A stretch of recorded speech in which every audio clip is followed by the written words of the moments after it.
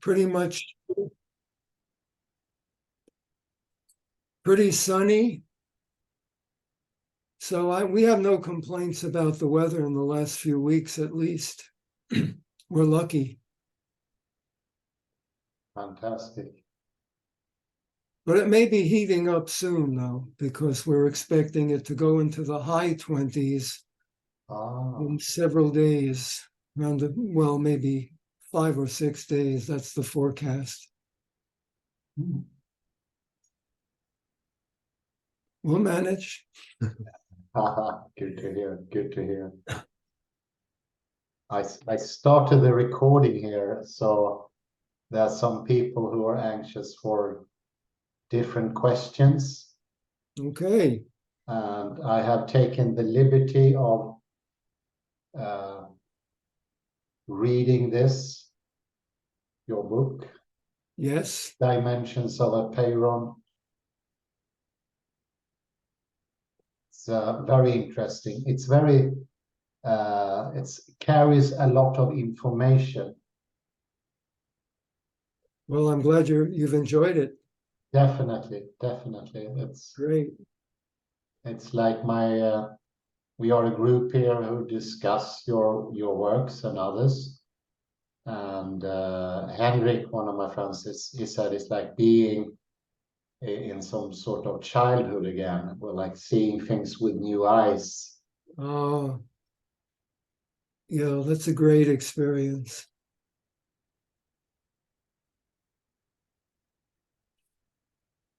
I was thinking of maybe looking, especially in chapter 4 of the book.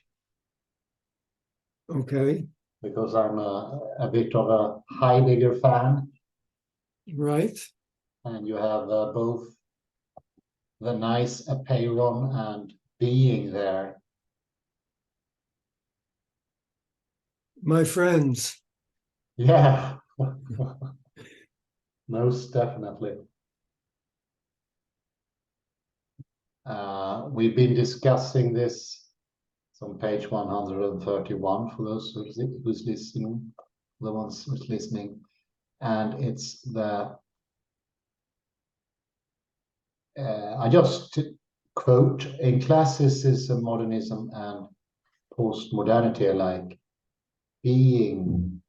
thinking is geared to move forward. It is poised to move from pre-reflective being to the reflective structure constituted by the all subject-object opposition. But it's a movement then, or a direction, so to speak. Yeah. And is this parallel to ending up with, so to say, the origo of the Cartesian coordinates, x, y, z?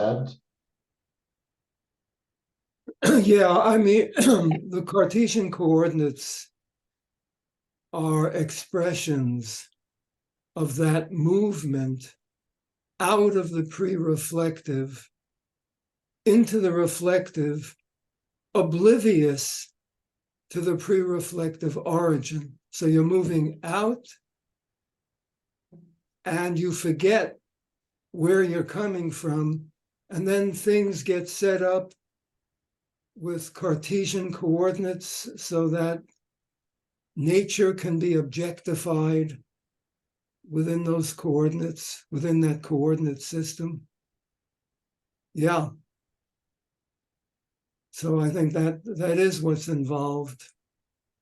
And of course, Heidegger and Merleau-Ponty are helping us to move backward, to gain more cognizance of the origin, the pre-reflective origin. The origin is always there, and we're always forgetting it unless we have some reminders. And Merleau-Ponty and Heidegger give us reminders. This is the amnesia of Heidegger. And if I take it right, is once you are in this, you gone the forward movement and you end up in the reflective mood. That sort of proves itself that the only thing that exists, so to speak, is the reflective mood and the beings. Yeah. That sort of blocks out the pre-reflective. Yeah. Heidegger's distinction between the ontical and the ontological, which is the ontological difference, that distinction is relevant to what you just said. That in moving, the pre-reflective could be associated with the ontological, and entering the reflective realm in forgetfulness of the pre-reflective creates the ontical posture.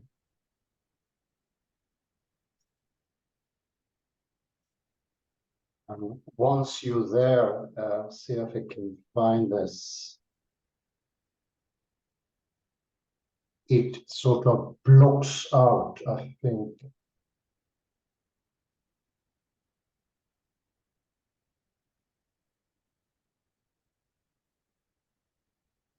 You will no longer be able to go back to the ontological once you are in the ontic, if you don't get reminded, as you mentioned before. It's very parallel to what often happens in quantum mechanics, where there's so many physicists and philosophers handling the subject who end up, despite the establishment in the 20s of the undecidedness of, so to speak, the ontological, to using big words, deny it or cannot see it anymore. And maybe even the majority of quantum physicists are in so to speak, in a deterministic mood anyway, because it's blocked out that possibility in some ways. Yeah. And I think it's important to realize that when you're reminded of the pre-reflective, it isn't like going back, simply going back to the pre-reflective and erasing the reflective. It's more like, I remember attending a conference in Boston years ago, and one of the speakers was a Heideggerian who used the word reprise. Huh? Rather than going back to the pre-reflective is reprised. You're going back without losing the reflective. Ah, yes. So it's a movement back that integrates the reflective with its pre-reflective origin, rather than just going back. Because if you just went back, that would be regressive. Oh, yeah. You'd lose the Very reflective and you just have a pre-reflective oneness without the element of reflectiveness. I think, Hans, we discussed this in an earlier session that we've had, and it's a really important point. But you were moving it into quantum mechanics, so I just wanted to clarify that point about not simply going back, but reprising the pre-reflective. So it's not like, I think that when we discussed this, some has said, indicated that you go all the way back to the pre-reflective, and it's a bit like going back to the womb and you forget the reflective. I don't know why that understanding happened. It happened to me as well, much earlier on. I remember we discussed this, the Yeah. penultimate discussion we had. And I know you love images. So to me, a very simple image could be helpful with this. The image of the spiral. You're going back, but you're not simply going back to where you were. You're going back, and at the same time, it's a movement forward. So it's a bit of both.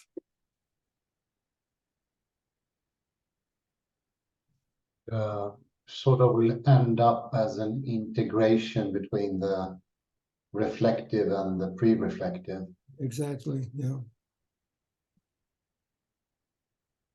Very good. Yeah, I think that's well worth reminding ourselves of that. Very good.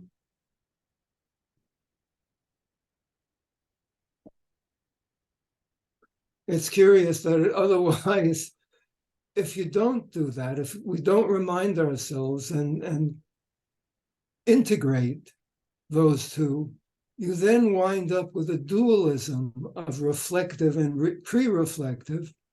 And when you have that kind of dualism, it's really just reflective, because the pre-reflective is not about dualism. So the integration, the entanglement of reflective and pre-reflective helps to avoid the dualism. Ah, that is, yes. Becomes a pharmacon, a medicine for. I see. Very good. There was another question here. It's about I paint myself, and I love this mentioning both in Merleau-Ponty and in your book about Cézanne. It's a painter that I admire. And on page, you repeat this even. When I read the book, I was thinking, didn't I read this before? I got extremely confused. But it's the same site twice. And I cut it a bit short. The painter's vision is not a view upon the outside, merely physical, optical relation with the world. The world no longer stands before him through representation. Rather, it is the painter to whom the things of the world give birth by a sort of concentration, or coming to itself of the visible. And the finishing is the spectacle, first of all, a spectacle of itself before it is a spectacle of something outside of it. Now, that is absolutely grand. It all starts, so to speak, from the inside, even the outside. Mm-hmm. The Klein bottle in a painter's vision, maybe I could say. Yeah, it's proprioceptive, really. You're reminding yourself of the origin, that it isn't just out there. It originates from a within, that is within me or within us. So there's that reminder, that reprise that we could say Merleau-Ponty is talking about in reflecting on Cézanne. And everything is sort of contained within the painting. When I paint, often I hear, what does the painting represent? People ask, or Sometimes you do a painting, and I have these reactions and say, "Oh, it's a realistic painting," and my painting then becomes reduced to a mere representation of something else, which is not at all what this is not my intention at all. And I even think, to a certain degree, if something is realistic, it could even be that it is more of a conventional, conformist view of what's outside there. So that painting would only capture some conformist thing and without having any depth to it at all. Mm-hmm. Thinking of comparing that, speaking of Cézanne, what partly happened during Impressionism, where photos, daguerreotype, I think the first ones, and its successors had a very big influence on painting, because to many it gave the impression now you can take a photo and you get an exact copy of reality, which is not true at all. It's but it fueled the whole movement. It had positive effects, no doubt, no doubt. I wouldn't Mm-hmm. like to be out without those great painters on Impressionism. But it's a very mistaken belief that the photo is an accurate depiction of something out there. It's lacking a lot. Even if you make the best photo you cannot bring out the very darkest shades. You cannot bring out the lightest shades. There's a lot missing there, of course. But we get into that mood, maybe that reflective mood that blocks out access to a deeper reality that I think it maybe Yes. takes the insight to bring out. Yep. I agree.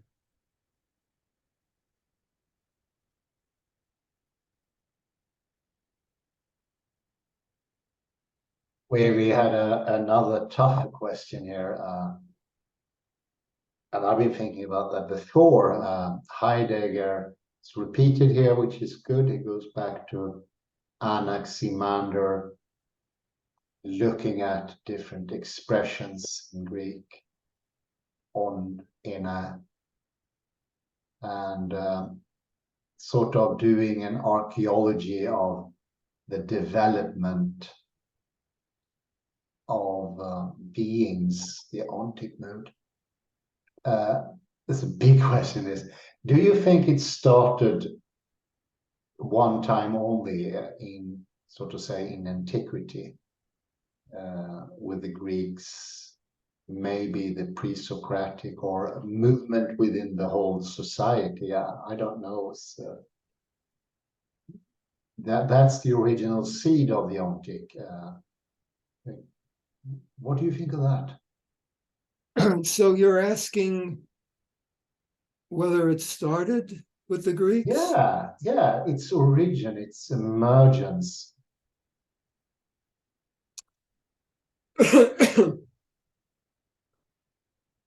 I'm not sure, Hans.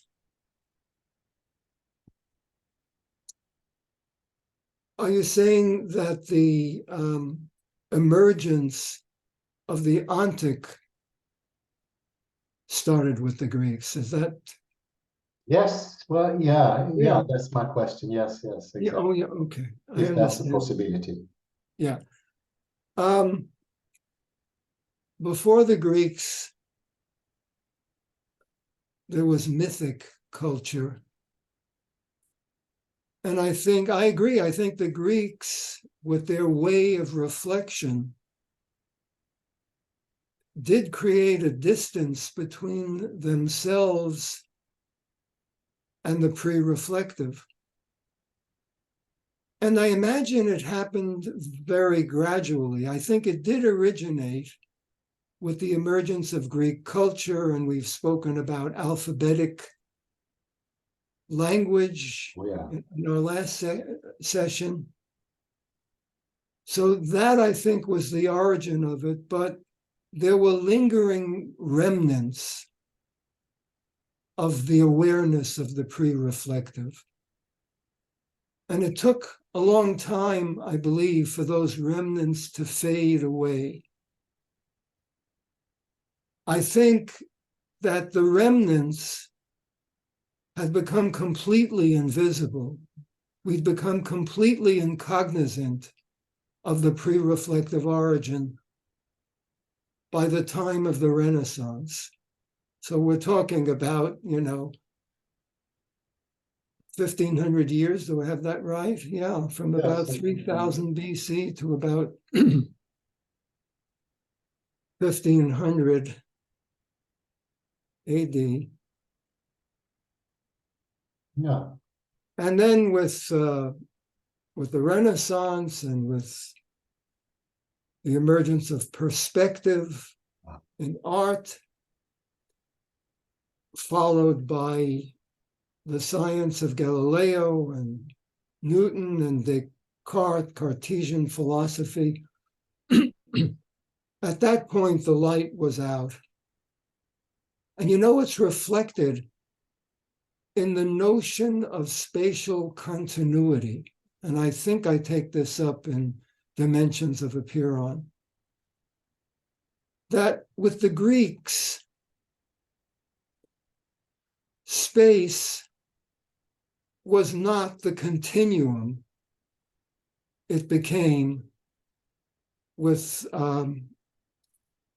the Renaissance and post-Renaissance science. With the Greeks, there was still discontinuities, holes in space. The idea of space was emerging, but it hadn't completely finished its process of consolidating.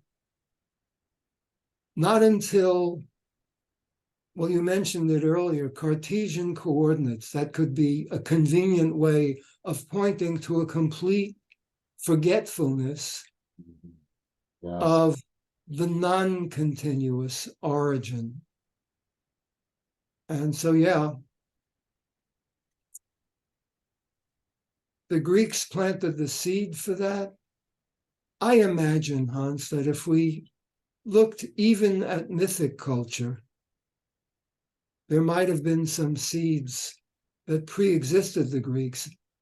I mean, if you think about language had already begun to be developed before the Greeks, 2000 BC, maybe even earlier. And of course, it was pictograms and it wasn't alphabetic language, but nevertheless, a system of representation was percolating. And so we were already on our way at that point, though in a very nascent way, a very embryonic way. And then came the Greeks, alphabetic language, Greek philosophy, and then came the Renaissance and Descartes. A forgetfulness of being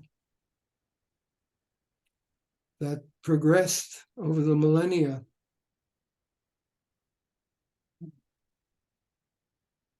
Yeah, I can see some features in the Greek culture that were pretty unique for the whole world that might have sort of, to a certain extent, fuel this direction, the forward direction that you mentioned earlier. But Hans, as I was describing that, I find myself being critical of the reflective, as if we'd fallen from grace, a biblical fall from pre-reflective being to reflective, ontical, lowercase b being. But I really don't want to think about it that way, because as we said a few moments ago, I want to think of it in terms of integration. I don't want to think of it as a dropping of the reflective.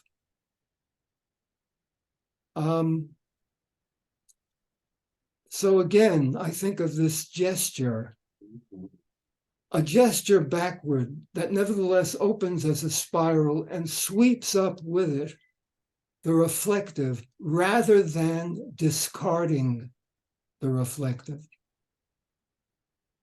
And so, but it's interesting because I found myself in the earlier description of an act of dualism, essentially. The pre-reflective is good, the reflective is bad, Yes. and from the good to the bad. And that's, that isn't helpful to think that way. I mean, it's too much of a... You mentioned also that apeiron, pre-reflective, is not androgynous. I cannot pronounce that. I'm Swedish. Androgynous. Androgynous, yeah. It is a hermaphrodite. Yeah. Having the reflective and the pre-reflective. And that's why alchemy is so lovely. It gives us all of these integrations, these paradoxical fusions that help to deal with our tendency toward dualism.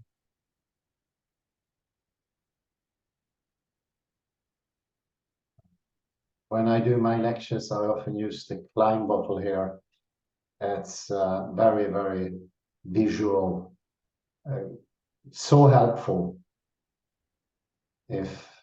If you get this blank face in the people you're talking to, this can open up. They can touch it, move it around. Yeah. And usually there's a glimmer of light somewhere. Yeah. And I think the challenge is to learn to put ourselves into the Klein bottle. It's very helpful as a pointer, but it's still, when we encounter the model of the Klein bottle, it's still an object appearing before us. It's pointing to something more. But it itself is still an object, and we can still stand aloof from it, and we can say, oh, that's an interesting object. It's paradoxical. But an ontological paradox, as opposed to just a paradox that is out there, the ontological paradox requires this proprioceptive movement back into myself and then coming out again. So I become, in effect, the Klein bottle rather than treating it as just an object. And I think in the act of becoming it, it takes on a dynamism that ordinary objects don't have. It's vibrant, it's in motion, it is processual. If we can deal with it in this proprioceptive way that includes the observer. So, indeed, the observer becomes once more an important feature in reality, this double take. yeah. It's a bit like we discover that there is an observer. This is what more or less happened in quantum mechanics, that the one pointing the finger become obvious because of the finger, the pointer, or there is somebody there looking, as that looking is absent in the classical model. Yeah, that's right. it got its crack, and I think crack, that's the right expression in English. That view cracked quite a lot with the Morrison-Morley experiment of 1887, or the Morrison-Morley discovery. Yes, that was a big break, that experiment. Very important. And then a few years later, in 1900, we had Max Planck. Yeah, it's I like this story. It's both in a bit very humorous, but it also shows that, if I can find that site, I use those markers here, but they became too dry, so they fell out.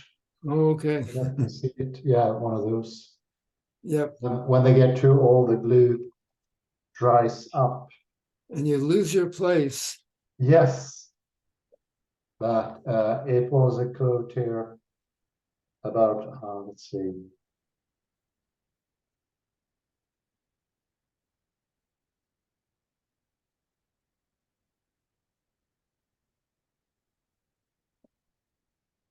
It is once you go into the Antik, it blocks out the possibility of seeing the reflective.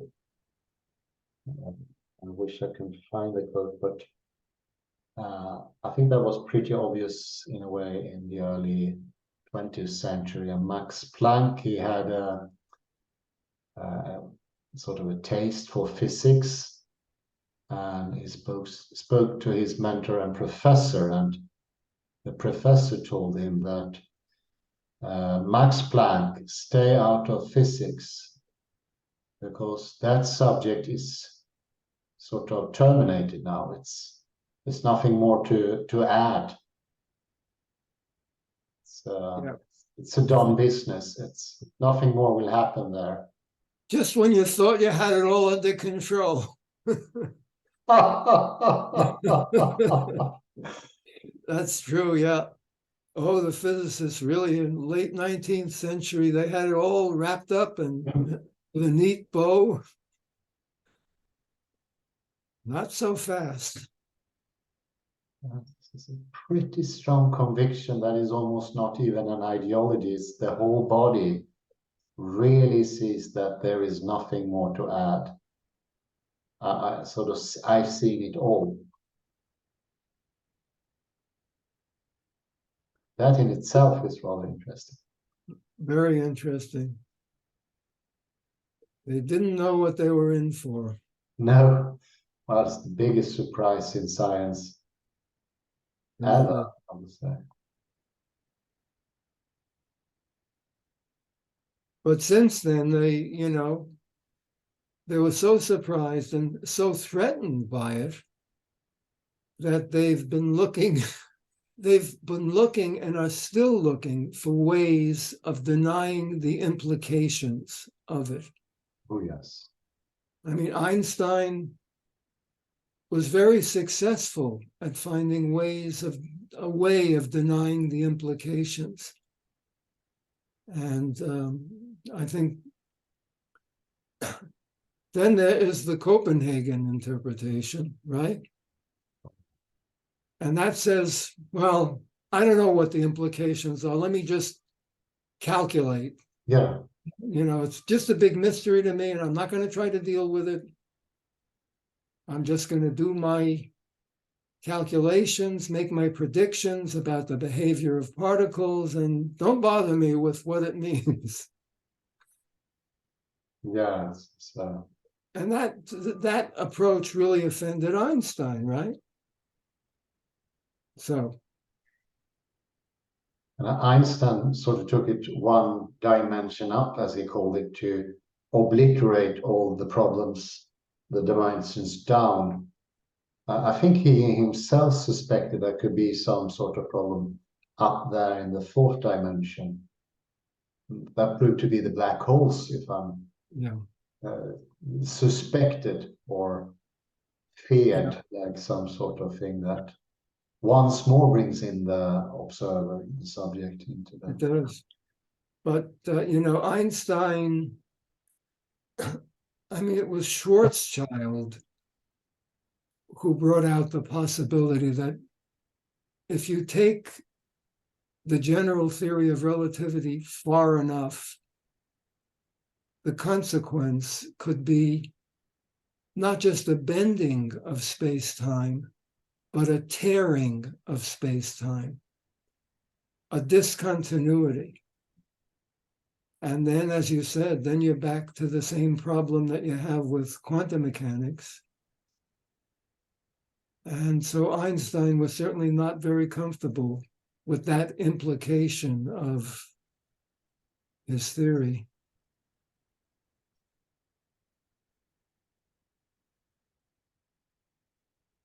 Solution that is not a solution in the long run.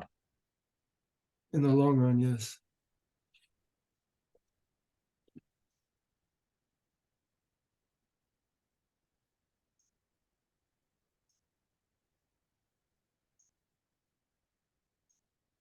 I think it was an odd coincidence here. You also mentioned the Heideggerian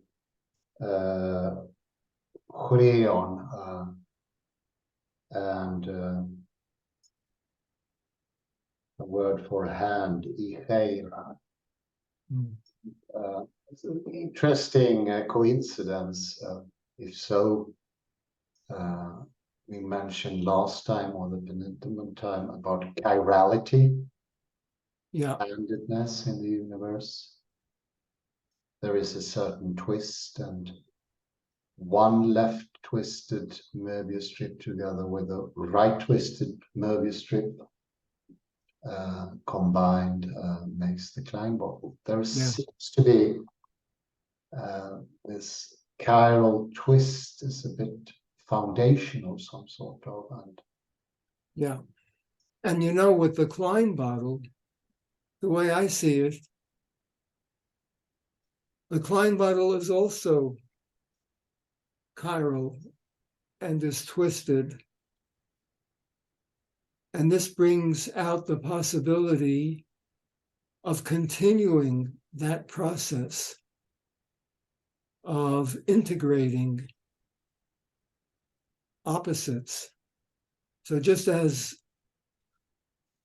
a right twisted and left twisted Möbius are combined to form a Klein bottle, there's the implication of a right twisted and left twisted Klein bottle combining to form an even higher dimensional,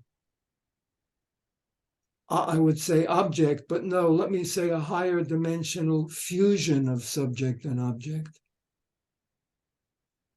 So if you look at it from that point of view, the conclusion you come to, I believe,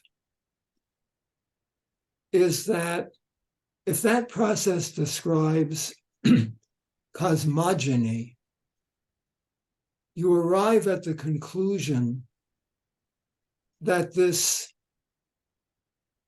self-evolving cosmos is neither symmetrical nor anti-symmetrical, but it is a dialectical dance between symmetry and asymmetry that in the dance creates higher dimensions of being, we could say, if we look at it ontologically. I guess I use the term, and this is something else we discussed in the past, the term symmetry, synthesis of symmetry and asymmetry. And that's another way of saying the same thing, that neither symmetry nor asymmetry win out in the end, but rather this dialectical dance, this process that generates ontological dimensions. It's a dimension generator.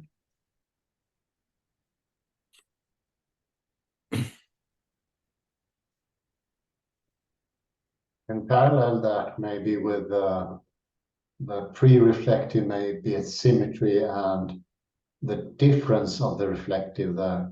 You watch something and you are different from what you see. It's a sort of an asymmetry. Uh-huh. You said earlier, those two modes come together Yeah. to So form you're a talking higher about integration. it's like a symmetry breaking. You start with symmetry and then you. Yeah. But I would say I would add something a little different to that. And that is the way I think, you see, I'm still having trouble reaching higher registers with my post-COVID laryngitis. I don't think ultimately, I don't think of the pre-reflective as symmetric. I see it more in perhaps Zen terms. The logic of Zen is neither nor. And I see the pre-reflective as neither symmetric nor asymmetric. Mm-hmm. And from the pre-reflective, what arises is the opposition of symmetry and asymmetry. Mm-hmm. So that may be a way of looking at it a little more deeply, maybe. What do you think? Yeah, yeah, yeah. I like it. Yeah, it rings a bell, and I came to think also speaking about the body that the eye is fastened to a body. The embodiment is the starting point in true depth, of Merleau-Ponty. There has also been sort of a medical quantum revolution rather recently, actually, as late as 2017. New organ was finally acknowledged and recognized. It's called fascia or fascia, Fascia, and it's all over the body. And one of its dominant feature is chirality, built up by a twist, and that sort of integrates the whole body. Whereas the old model was of the Renaissance, as you mentioned early on, where maybe these changes accelerated and came to a full stop, where it was established that the body was a sort of a bony structure, where flesh was just hanged, like you hang a jacket on a coat hanger. And it made a sort of a very clumsy structure, not integrated. Really weird, but it stuck for centuries. And it's becoming more chiral, more synsymmetric or integrative of the body, seeing it as a whole and also as separable. Yes.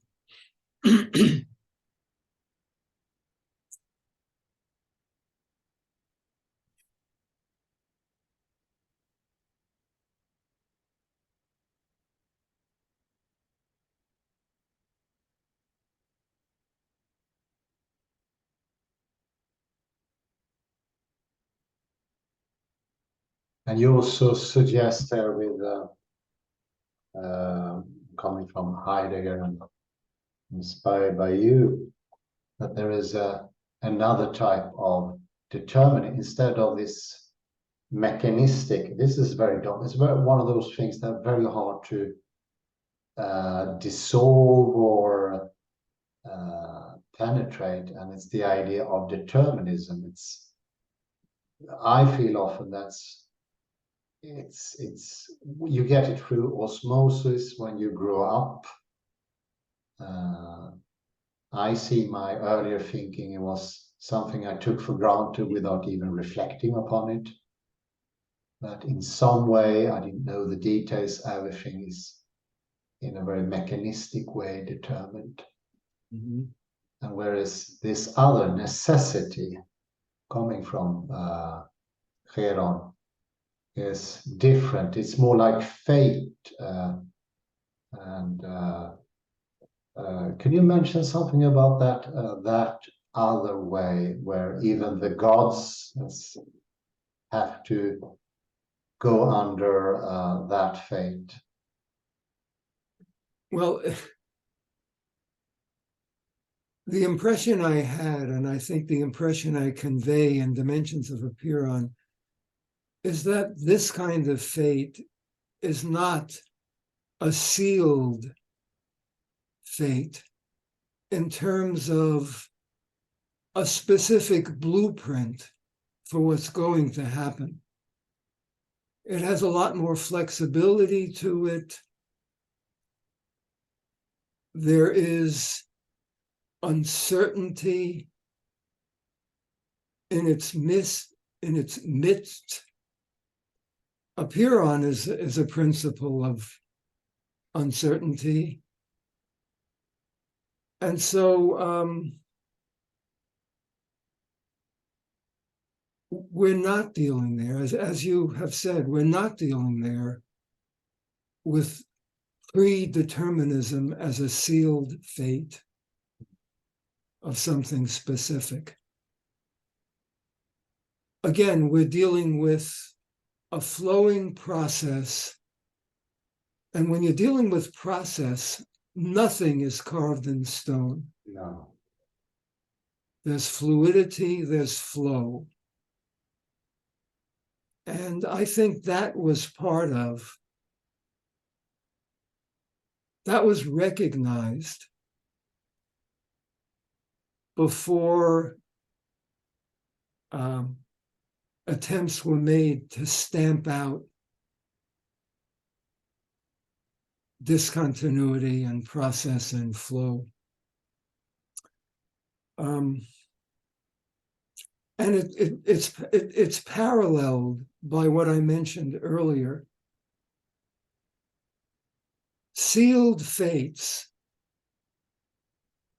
thrive, become possible with fixed continua. Yeah. And space became viewed as a fixed continuum. I mean, it eventually led to thinking that if we knew certain factors, we can predict exactly what's going to happen. But earlier on, discontinuity was understood and recognized. So you see the parallel I'm drawing, the analogy between whether space is continuous or discontinuous, and whether fates are sealed deterministically or there's an element of play, of flux.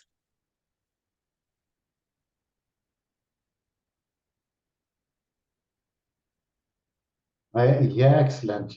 They sort of reinforces each other. The continuum, and can expand that to the Cartesian coordinates, and you can sort of plot everything in the X, Y, Z. Newton added a T line as well. And that sort of has a synergistic effect with determinism, making it even more determined. Yes, yeah. And, it occurs to me that what we make of space is bound to what we make of the behavior of subjects and objects. So it gets back to the idea I was working with about the ultimate paradigm of reflective consciousness and denial of the pre-reflective. That ultimate paradigm is object and space before subject. So whatever has happened to space has also happened to the subjects Oh, yeah. Wow. and their objects framed by space. It's all of a piece. And that's what's evolved over the centuries, from the mysteries of mythic culture to Greek philosophy, which was not yet deterministic, in which a Pyrrhon was recognized, Anaximander, and finally to Descartes and Newton.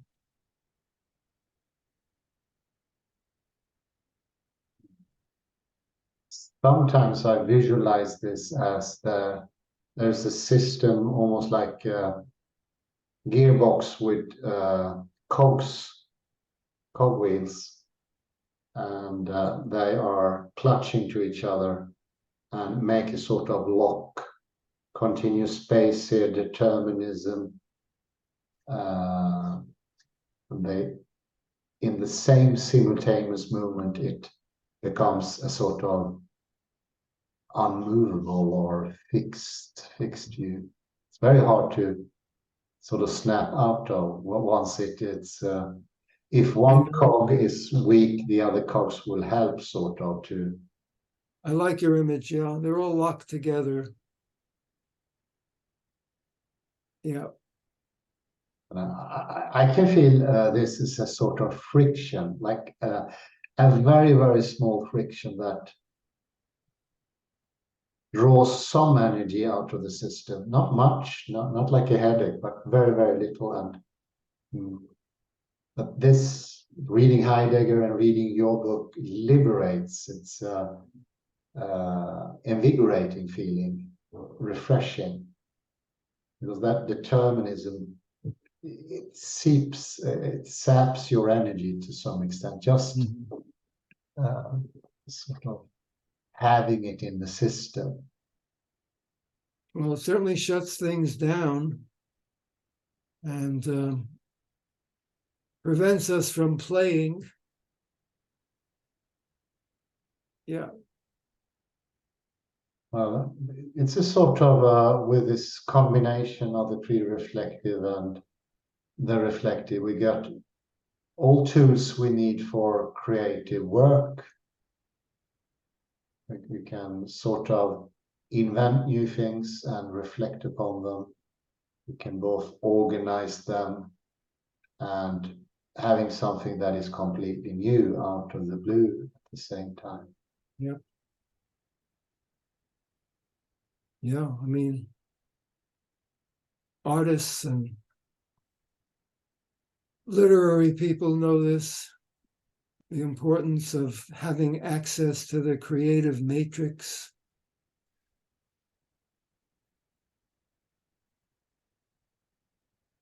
There was an Austrian philosopher of science, Paul Feyerabend. He meant that those tendencies of like possessing, conquering everything, owning everything, knowledge like owning, and making it in a deterministic line of cause and effect, sort of blocks out the new, the creative, the inventions, the discovery. And afterhand, everything looks like logical stepwise. How did Graham Bell or Edison or Fleming came up with the penicillin? It seems logical in afterhand, and it established also one more of these cogs established the idea that they were determined to come to those conclusions, and it's very strong. This is more like an intellectual determinism of sort. Yeah, I'm thinking now, as you're speaking about one of the things I touched on in Appear On, because we've been talking about determinism, Heidegger's idea, I think this is this in chapter 6? Maybe. Heidegger's idea, Heidegger's rejection of what is predetermined or undetermined in favor of a determining, a process of determining. So it's not already there, predetermined. The plans have not already been set down, carved in stone. And it's not completely adventitious either, totally uncertain. It's a process that gathers in its movement elements of determinism and indeterminism, integrates them as the process works itself out. So yeah, adding the infinitive to the word determination, making it a determining, an ongoing process. I think that's also a helpful way of thinking about the issue of determinism, because again, in our dualism, it's always, well, is it determined or is it completely undetermined? Yes, very good, very good. And, very good, Stephen. It's a way of splitting our thinking into equally improbable fantasies. Yes.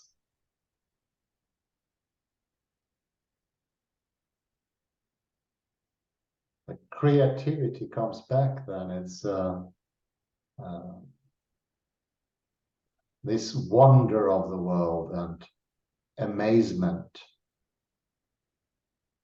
and how chance and, as you say, determinism can go hand in hand, sort of. Yeah, I like that, determining. I would check out chapter 6. Yeah, I think that's remember from Heidegger as well, yeah.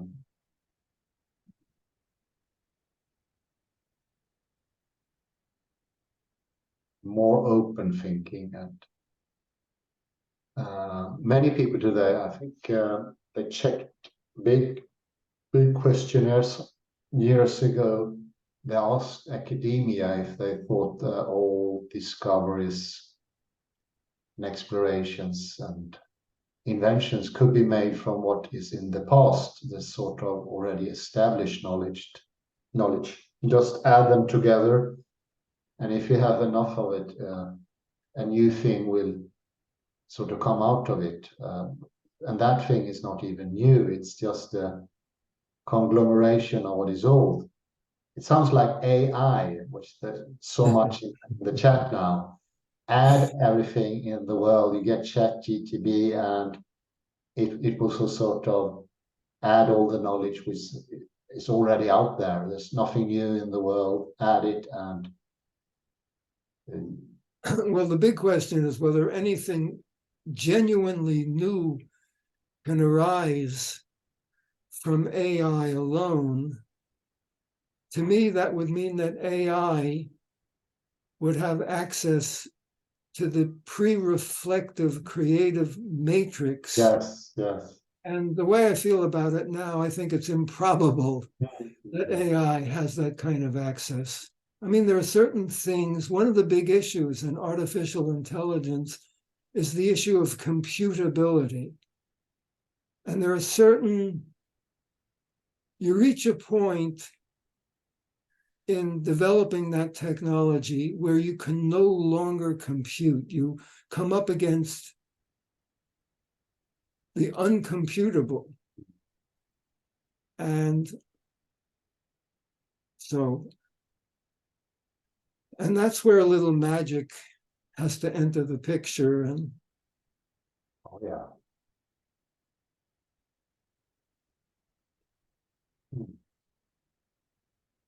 Yeah, this sure was magical. Thank you. I'm glad you feel that way. I will not bother your laryngitis anymore. Yeah. I hope it will heal pretty soon. I'm going to see a specialist. I finally got the referral to an otolaryngologist. Oh, good. So Well, maybe they'll be able to help. Otherwise, I'm just going to have to put up with it. I It's hope. you're putting up with things and your own recovery, and we all have to put up with a lot these days. So, and we do.